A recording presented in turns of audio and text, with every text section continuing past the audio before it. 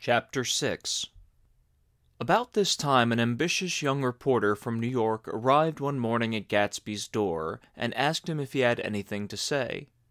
"Anything to say about what?" inquired Gatsby politely. "Why, any statement to give out."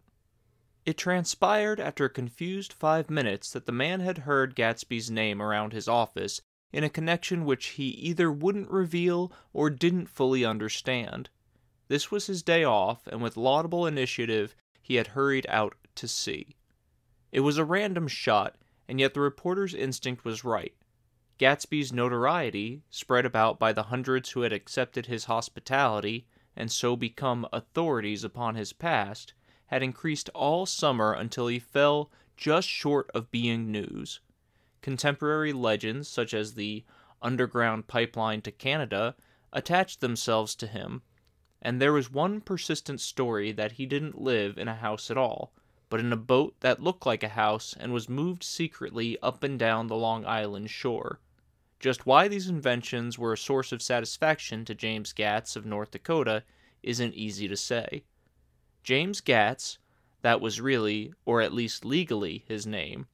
He had changed it at the age of 17 and at the specific moment that witnessed the beginning of his career, when he saw Dan Cody's yacht drop anchor over the most insidious flat on Lake Superior. It was James Gatz who had been loafing along the beach that afternoon in a torn green jersey and a pair of canvas pants. But it was already Jay Gatsby who borrowed a rowboat, pulled out to the Tolume, and informed Cody that a wind might catch him and break him up in a half an hour. I suppose he'd had the name ready for a long time, even then. His parents were shiftless and unsuccessful farm people. His imagination had never really accepted them as his parents at all. The truth was that Jay Gatsby of West Egg, Long Island, sprang from his platonic conception of himself. He was the son of God, a phrase which, if it means anything, means just that. And he must be about his father's business, the service of a vast, vulgar, and meretricious beauty. So he invented just the sort of Jay Gatsby that a 17-year-old boy would be likely to invent, and to his conception he was faithful to the end. For over a year he had been beating his way along the south shore of Lake Superior as a clam digger and a salmon fisher, or in any other capacity that brought him food and bed. His brown, hardening body lived naturally through the half-fierce, half-lazy work of the bracing days. He knew women early, and since they spoiled him, he became contemptuous of them, of young virgins because they were ignorant, of others because they were hysterical about things which in his overwhelming self-absorption he took for granted. But his heart was in a constant, turbulent riot. The most grotesque and fantastic conceits haunted him in his bed at night. A universe of ineffable gaudiness spun itself out in his brain while the clock ticked on the washstand and the moon soaked with wet light his tangled clothes upon the floor. Each night he added to the pattern of his fancies until drowsiness closed down upon some vivid scene with an oblivious embrace. For a while these reveries provided an outlet for his imagination. They were a satisfactory hint of the unreality of reality, a promise that the rock of the world was founded securely on a fairy's wing. An instinct toward his future glory had led him, some months before, to the small Lutheran college of St. Olaf's in southern Minnesota. He stayed there 2 weeks, dismayed at its ferocious indifference to the drums of his destiny, to destiny itself, and despairing the janitor's work with which he was to pay his way through. Then he drifted back to Lake Superior, and he was still searching for something to do on the day that Dan Cody's yacht dropped anchor in the shallows alongshore. Cody was 50 years old then, a product of the Nevada silver fields, of the Yukon, of every rush for metal since '75. The transactions in Montana copper that made him many times a millionaire found him physically robust but on the verge of soft-mindedness, and, suspecting this, an infinite number of women tried to separate him from his money. The none too savory ramifications by which Ella Kay, the newspaper woman, played Madame de Maintenon to his weakness and sent him to sea in a yacht were common property of the turgid journalism of 1902. He had been coasting along all too hospitable shores for 5 years when he turned up as James Gats's destiny in Little Girl Bay. To young Gats, resting on his oars and looking up at the railed deck, that yacht represented all the beauty and glamour in the world. I suppose he smiled at Cody. He had probably discovered that people liked him when he smiled. At any rate, Cody asked him a few questions. One of them elicited the brand new name, and found that he was quick and extravagantly ambitious. A few days later he took him to Duluth and bought him a blue coat, 6 pairs of white duck trousers, and a yachting cap. And when the Ptolemy left for the West Indies and the Barbary Coast, Gatsby left too. He was employed in a vague personal capacity. While he remained with Cody, he was in turn steward, mate, skipper, secretary, and even jailer, for Dan Cody sober knew what lavish doings Dan Cody drunk might soon be about, and he provided for such contingencies by reposing more and more trust in Gatsby. The arrangement lasted 5 years, during which the boat went 3 times round the continent. It might have lasted indefinitely except for the fact that Ella Kay came on board one night in Boston, and a week later Dan Cody inhospitably died. I remember the portrait of him up in Gatsby's bedroom, a gray, florid man with a hard, empty face, the pioneer debauchee, who during one phase of American life brought back to the eastern seaboard the savage violence of the frontier brothel and saloon. It was indirectly due to Cody that Gatsby drank so little. Sometimes in the course of gay parties, women used to rub champagne into his hair. For himself he formed the habit of letting liquor alone. And it was from Cody that he inherited money, a legacy of $25,000. He didn't get it. He never understood the legal device that was used against him, but what remained of the millions went intact to Ella Kay. He was left with his singularly appropriate education. The vague contour of J. Gatsby had filled out to the substantiality of a man. He told me all this very much later, but I've put it down here with the idea of exploding those first wild rumors about his antecedents, which weren't even faintly true. Moreover, he told it to me at a time of confusion, when I had reached the point of believing everything and nothing about him. So I take advantage of this short halt, while Gatsby, so to speak, caught his breath, to clear this set of misconceptions away. It was a halt, too, in my association with his affairs. For several weeks I didn't see him or hear his voice on the phone. Mostly I was in New York, trotting around with Jordan and trying to ingratiate myself with her senile aunt, but finally I went over to his house one Sunday afternoon. I hadn't been there 2 minutes when somebody brought Tom Buchanan in for a drink. I was startled, naturally, but the really surprising thing was that it hadn't happened before.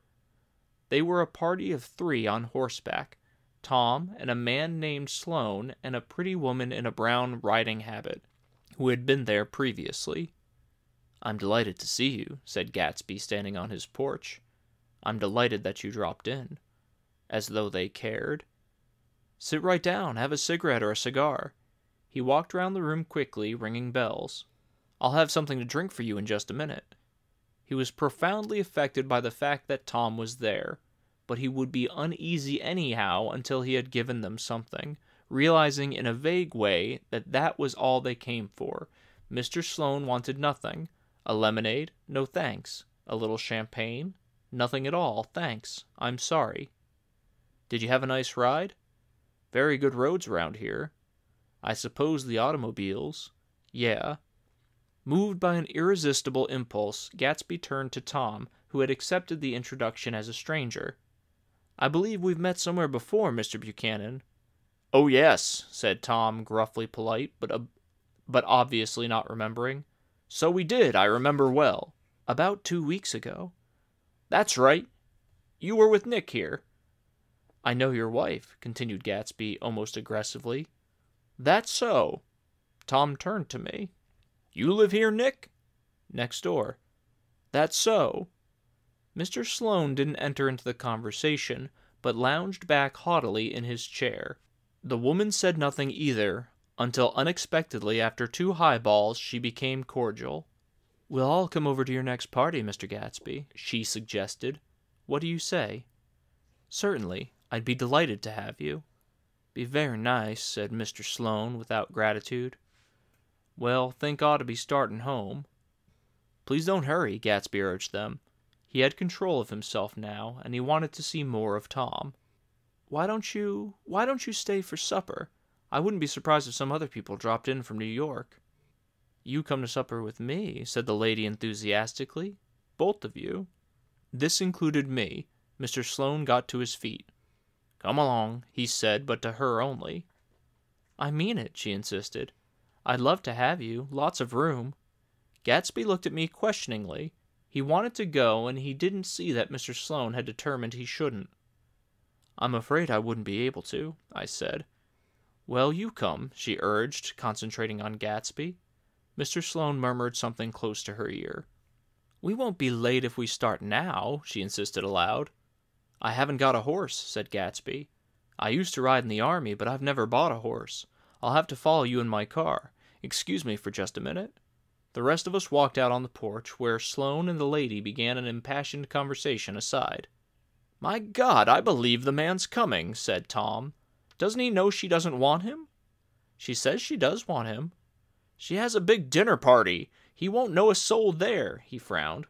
"I wonder where in the devil he met Daisy. By God, I may be old-fashioned in my ideas, but women run around too much these days to suit me. They meet all kinds of crazy fish." Suddenly, Mr. Sloane and the lady walked down the steps and mounted their horses. "Come on," said Mr. Sloane to Tom. "We're late. We've got to go." And then to me, "Tell him we couldn't wait, will you?" Tom and I shook hands. The rest of us exchanged a cool nod, and they trotted quickly down the drive, disappearing under the August foliage just as Gatsby, with hat and light overcoat in hand, came out of the front door. Tom was evidently perturbed at Daisy's running around alone, for on the following Saturday night he came with her to Gatsby's party. Perhaps his presence gave the evening its peculiar quality of oppressiveness. It stands out in my memory from Gatsby's other parties that summer. They were the same people, or at least the same sort of people, the same profusion of champagne, the same many-colored, many-keyed commotion, but I felt an unpleasantness in the air, a pervading harshness that hadn't been there before, or perhaps I had merely grown used to it, grown to accept West Egg as a world complete in itself, with its own standards and its own great figures, second to nothing because it had no consciousness of being so, and now I was looking at it again, through Daisy's eyes. It is invariably saddening to look through new eyes at things upon which you have expended your own powers of adjustment. They arrived at twilight, and, as we strolled out among the sparkling hundreds, Daisy's voice was playing murmurous tricks in her throat.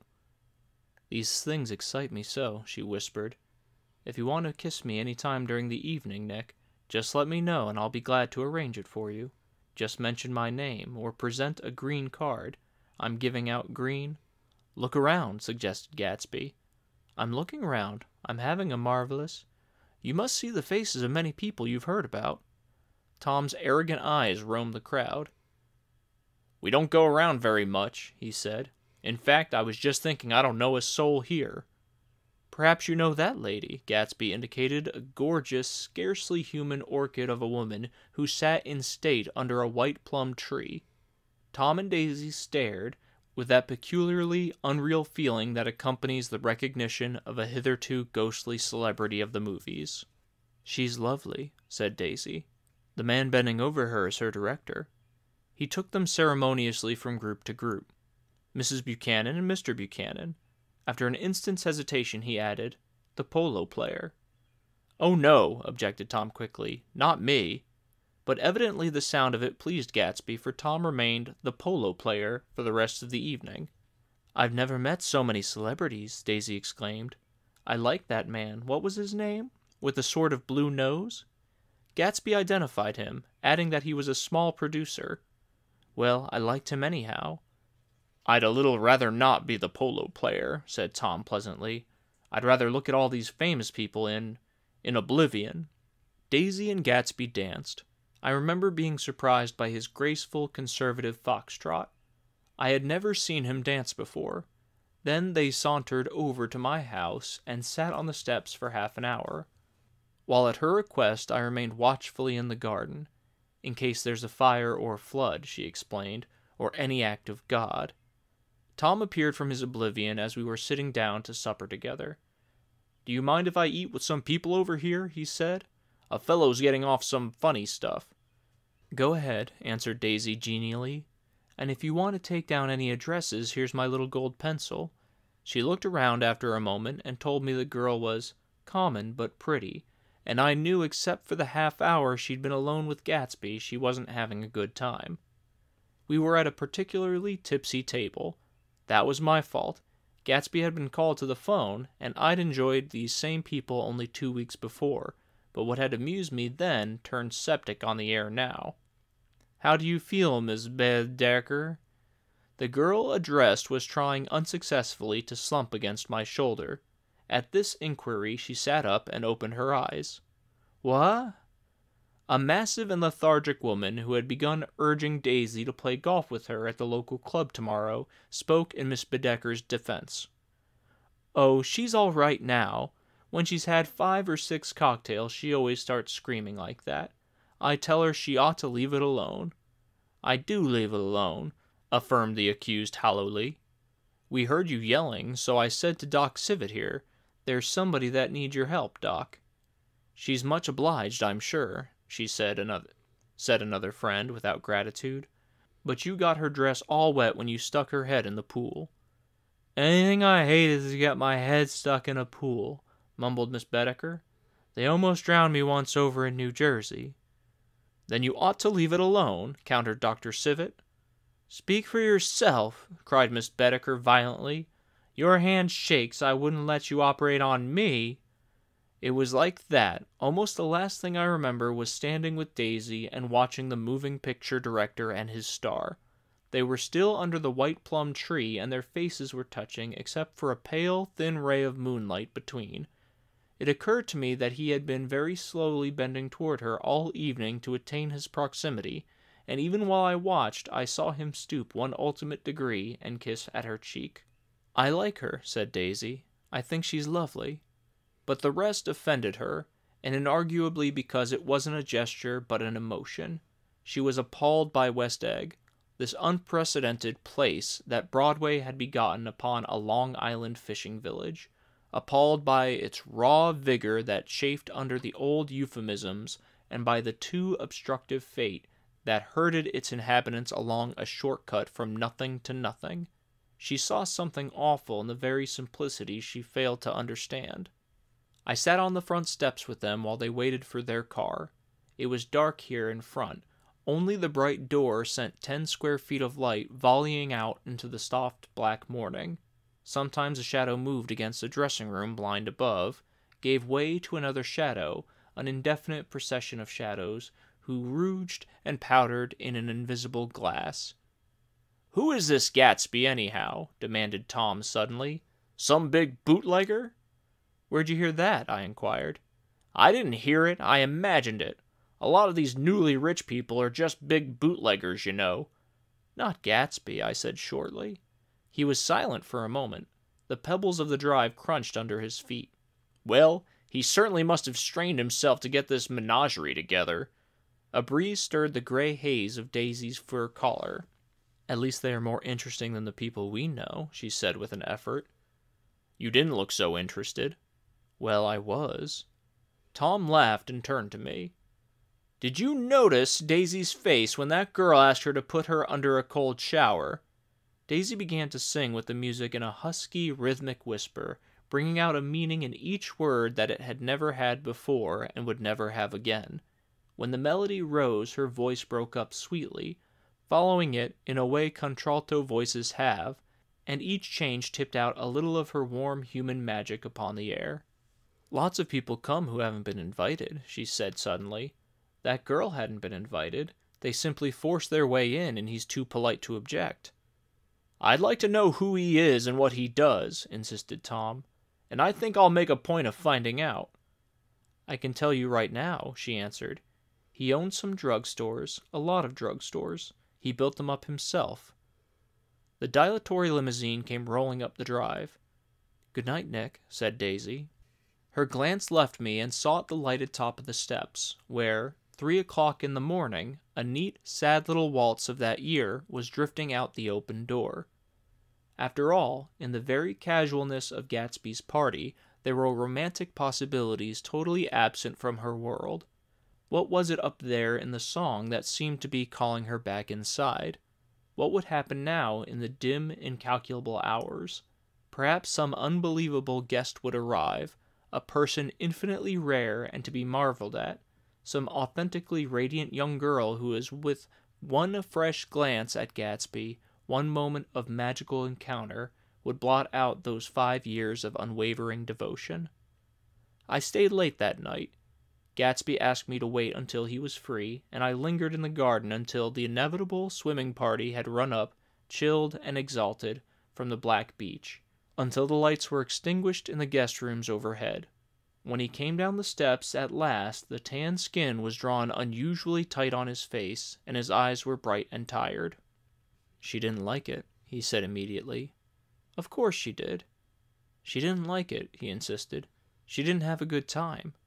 He was silent, and I guessed at his unutterable depression. "I feel far away from her," he said. "It's hard to make her understand." "You mean about the dance?" "The dance?" He dismissed all the dances he had given with a snap of his fingers. "Old sport, the dance is unimportant." He wanted nothing less of Daisy than that she should go to Tom and say, "I never loved you." After she had obliterated 4 years with that sentence, they could decide upon the more practical measures to be taken. One of them was that, after she was free, they were to go back to Louisville and be married from her house, just as it were 5 years ago. "And she doesn't understand," he said. "She used to be able to understand. We'd sit for hours." He broke off and began to walk up and down a desolate path of fruit rinds and discarded favors and crushed flowers. "I wouldn't ask too much of her," I ventured. "You can't repeat the past." "Can't repeat the past?" he cried incredulously. "Why, of course you can." He looked round him wildly, as if the past were lurking here in the shadow of his house, just out of reach of his hand. "I'm going to fix everything just the way it was before," he said, nodding determinedly. "She'll see." He talked a lot about the past, and I gathered that he wanted to recover something, some idea of himself, perhaps, that had gone into loving Daisy. His life had been confused and disordered since then, but if he could once return to a certain starting place and go over it all slowly, he could find out what that thing was. One autumn night 5 years before, they had been walking down the street when the leaves were falling, and they came to a place where there were no trees and the sidewalk was white with moonlight. They stopped here and turned towards each other. Now it was a cool night, with that mysterious excitement in it which comes at the 2 changes of the year. The quiet lights in the houses were humming out into the darkness, and there was a stir and bustle among the stars. Out of the corner of his eye, Gatsby saw that the blocks of the sidewalks really formed a ladder and mounted to a secret place above the trees. He could climb to it if he climbed alone, and once there he could suck up on the pap of life, gulp down the incomparable milk of wonder. His heart beat faster as Daisy's white face came up to his own. He knew that when he kissed the girl, and forever wed his unutterable visions to her perishable breath, his mind would never romp again like the mind of God. So he waited, listening for a moment longer to the tuning fork that had been struck upon a star. Then he kissed her. At his lips' touch, she blossomed for him like a flower, and the incarnation was complete. Through all, he said, even though his appalling sentimentality, I was reminded of something, an elusive rhythm, a fragment of lost words, that I had heard somewhere a long time ago. For a moment a phrase tried to take shape in my mouth, and my lips parted like a dumb man's, as though there were more struggling upon them than a wisp of startled air. But they made no sound, and what I had almost remembered was uncommunicable forever.